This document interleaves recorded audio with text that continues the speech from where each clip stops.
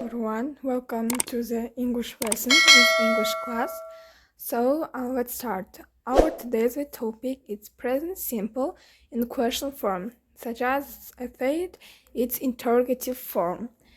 Баршаңызға сәлем, құрметті оқушылар, ағылшын сабағына қош келдіңіздер. Бүгін сіздермен present simple тақырыбын қозғайтын боламыз, және де оның сұраулы формасын қозғаймыз. Кейбір жағдайда question form деп айтылады, кейбір жағдайда interrogative деп айтылады. Екі жағдайда да сіздер қолдансаңыздар болады. Question form дегенде дұрыс, interrogative form дегенде дұрыс болады. So, біз алдыңғы сабақтарда positive, negative, яғни affirmative, negative осы екі тақырыпты қамтыған болатынбыз.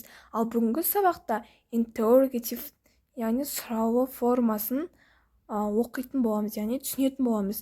Сұраулы формасында бізге не көмекке келеді? Естеріңізде болса, бізде negative формасында do, does деген көмекші етістіктер көмекке келген болатын, бұл көмекші етістіктер. Енді interrogative формда дәл сол do, does көмекке келеді. Бірақ ол есімдіктерден кейін емес, есімдіктерден алдында тұрады. Бұл дегеніміз форма бойынша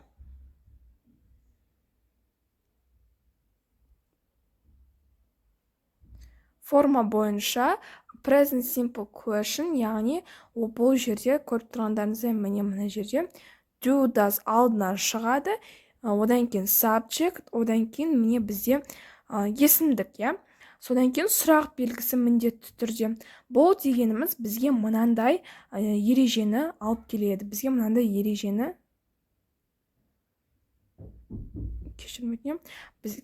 ережені шығарады. Do, does, class, subject. Do, does, class, subject. Do, does дегеніміз бізде көмекші етістіктер. Do, does. Міне, көмекші етістіктер. Дұрыс па? Одан кейін subject. Subject дегеніміз міне are you, we, they. Are you, we, they, he, she, it. Бізде subject. Subject болады. Одан кейін verb дегеніміз қандай да бір етістік. Мысал келтірейік. Мысалы, сіз айтасыз, сен күнделікті таңғы асыңды ішесің бе? Сен дегеніміз бізде you болады. Do you have breakfast every morning? Күн сайын таңертең тамағыңды ішесің ба? Яғни завтрак ішесің ба? Например, мысалы, сен күнделікті футбол ойнайсың ба? Ол баласын айтайық. Например, Али. Али, сен күнделікті футбол ойнайсың ба деп сұраған кезде, Али бізде he болады. Өйткені Али ол бала болғандықтан, үшінші жақта тұрғандықтан he деп атаймыз.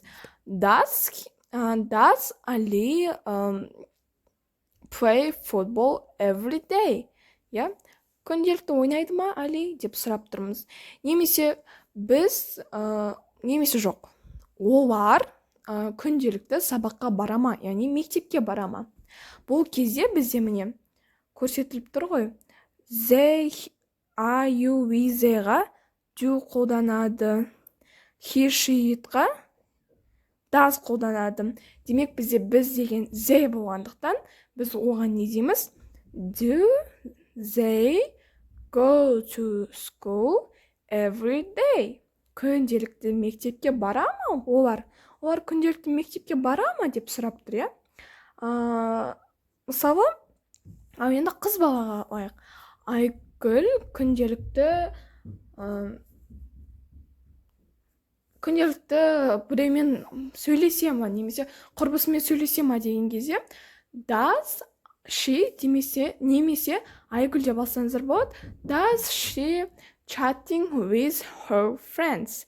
Өзінің достарымен күнделікті хабарласа ма, Күнделікті болатын іс-әрекет сұраған кезде осы present simple question формасын қолданамыз. Ал бұл present simple question формасында бізге do, does көмекші етістіктері келеді.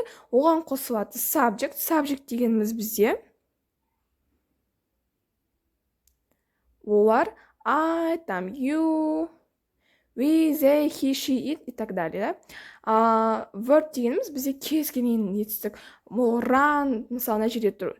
Take, walk, run, love, take, walk, алу, қарау, жүгіру, жақсы көру, оның барлығы етістік болады.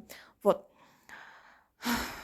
Түсіндіре кеткенде present simple question формасында, interrogative формасында бізге do, does көмеші етістіктері келеді де, оған subject қосылады. Subject дегеніміз I, you, we, they, he, she, it. Яғни есімдіктер. Do жағдайында бізде I, you, we, they. Яғни do қандай есімдіктерге көмекке барады? Олар бізде I, you, we, they. Міне мына жерде көрсетіліп тұр. Осы есімдіктерге осы do деген көмеші етістік келеді. Ал does қай жағдайда келеді? Does бізде he, she, it осы үш есімдікке көмекке келеді. Сонда do I take, do you look, do we run, do they love, does he take, does she look, does it run, does he love. Там he, she, it тұрғанда бізде всегда есімізде болу керек, что does болу керек. He, she, it шықса present simple'да все does, тек қана does. Ал енді I, you, we, they шықса present simple'да do. Прям біздің миымызда болу керек оны жаттау үшін. I, you, we, they келгенде do. He, she, it келгенде does. Прям автомат жаттап болу керек біз. Ал енді мына жерге кішігірім назар аударсаңыздар, бұл жерде сіздерге формуланы жазып қойдым кішігірім. Do, does алдына шығады көмекші етістіктер, class subject plus verb. Одан кейін сұрақ белгісін мен ұмытып кетіппін, кешірім өтіңіздер. Verb дегеніміз бізде етістік. Мына жерде де дәл сол жағдайда айтып тұр. Does'ге бізде does'ға мысалы he, she, немесе Paul, it, Jane, and do'ға you, they, your parents, the kids, your parents деп қарастырайық. Your parents сенің ата-аналарың. Демек, ол көпше түрде тұр ғой. Демек, біз оған не қолданамыз? Do қолданамыз. Енді Paul, Jane деген, мысалы, ол қазақ тілінде, например, Али, немесе Берік, там, Марат, немесе Айгүл, сондай есімдерді американдық түрде. Сондай есімдер келген кезде біз does аламыз. Does'ды қолданамыз. Там Jane, Mark, Paul, немесе Lucy, там ағылшын тілінде бір адамның аты келген кезде біз оған does қолданамыз. Ал енді the kids, the children, your parents, там сонда көпше түрде келген кезде біз do'ды қолданамыз. Ал енді бұл жағдайда қандай нәрсені ескеруге болады? Қандай бір жағдайда, қандай бір етістікте, осы present simple, past simple, present continuous кез келгенде осындай бізде күрделі сұрақтар бола алады. Күрделі сұрақтар дегеніміз бізде осындай W мен басталатын сұрақтар, я. W, одан кейін H. Осы екі әріптен басталатындар, ол күрделі сұрақтар. Күрделі. Я просто так не пишу күрделі. Да. Күрделі. Олар просто күрделі болып келеді. Күрделі сұрақтар қойылады. Мысалы, неліктен? Ал енді мысалдар келтірейік.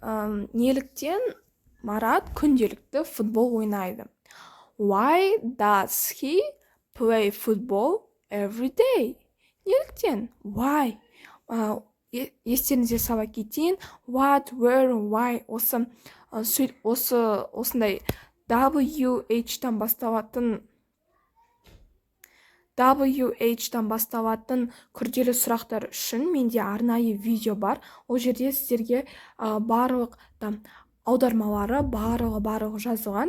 Мен ол видеоның ссылкасын описанияға қалдырып кетем. Кіріп, міндетті түрде қарап алыңыздар. Өйткені бұл осы әріптерден басталатын сұрақтар алдағы уақытта өте үлкен рөл ойнайды. Өйткені бұлар күрделі сұрақтар болып табылады. Осылар арқылы біз сөйлемге толық жауап береміз. Егер де бізде осындай әріптер тұрса, демек біз оларға толығымен жауап береміз деген сөз. Мысалы, енді айтып тұрмын ғой, неліктен Марат күнделікті футбол ойнайды? Неліктен? Оның толық жауабы болу керек.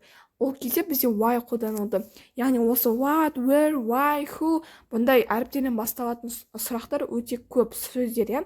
Сол сөздердің аудармаларын білу үшін, қай жағдайда не қолданатынын білу үшін міндетті түрде менің сол видеома кіріп қарап кетіңіздер, міндетті түрде. Ол өте маңызды. Алдағы тақырыптарда да дәл осы сұрақтарды қажет етеміз. Ал ендеше міне осы жерде түсіндіріп тұр, иә? Doға біз I, you, we, they'ді қолданамыз, doesға he, she, itті қолданамыз. Бұны әрдайым естеріңізде сақтаңыздар. Ал енді тапсырмалар орындайық. Сізден сұрап тұр, осы жерге қандай көмекші етістікті қоямыз? Дженнифер деген бізде қыздың аты. Ол жүгіреме, ол тез жүгіреме деп сұрап тұр. Демек, ол күнделікті жүгіреді, тез күнделікті жүгіреді. Ол кезде бізде не қолданылады? Әрине, does қолданылады. Өйткені бізде Дженнифер деген цветін ауыстырайықшы. Өйткені бізде Дженнифер деген қыздың аты болғандықтан ол she болады. Does Jennifer run fast? Ал енді келесі тапсырмаға көшейік. Ал бірінші тапсырмада бізде дұрыс жауабы does болды. Екінші тапсырма we деп тұр. Естеріңізге түсіріңіздер, we келген жағдайда біз қай көмекші етістікті қолданамыз? Әрине, біз we келген кезде do көмекші етістігін көмекке аламыз да, осы жерге do деп жазамыз. Do we go to school at 8 o'clock? Біз күнделікті мектепке сағат таңғы 8-де барамыз ба деп сұрап тұр. We келгенде бізде do қолданылады. Яғни бірінші сұрақтың жауабы екінші сұрақтың жауабы do. Ал енді қараңыздар. Анна and Tom екі адам болып тұр. Екі адам болған кезде бізде екіден көп болған кезде they болады. Давайте мен жерге жазайын.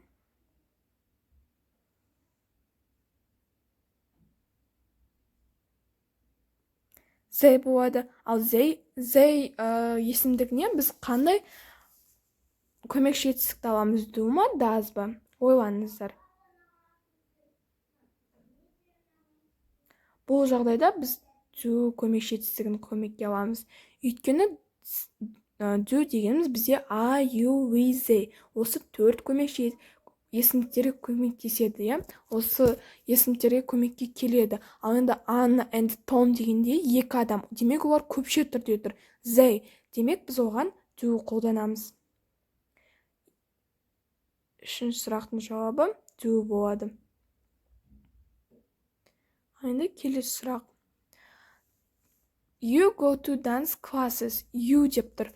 You. Жаңа ғана айтқанымда бізде you, I, you, we, they осы есімдіктер келген кезде біз оларға нені қолданамыз? Әрине, do'ды қолданамыз. Бұл жерде бізде дұрыс жауабы do. Do you go to dance classes? Сен би үйірмесіне барасың ба деп сұрап тұр. Do you. Естеріңізде сақтаңыздар. Міне мына жерде мұқият берілген. I, you, we, they дегенге do қолданамыз. He, she, it дегенге does қолданамыз. Дәл осы схема арқылы сіздер ажыратып біле аласыздар. Сонымен біздің бүгінгі сабағымыз аяқталды. Бүгінгі сабақта біз present simple'дың interrogative формы, question формасын үйрендік. Question формасында бізде do, does көмекші етістіктері көмекке келеді, Ол бізде subject'тің алдына, есімдіктің алдына шығады. Осы форма арқылы біз сөйлемді құрастырамыз. Және де оған көптеген тапсырмалар орындадық. Егер де сіздер present simple'дың negative болымсыз түрі және де affirmative болымды түрімен осы форматтармен, формалармен әлі таныспаған болсаңыз, описанияға кіріп, міндетті түрде сол видеолардың ссылкасын ашып, қарап, үйреніп алыңыздар. Всем пока. Goodbye.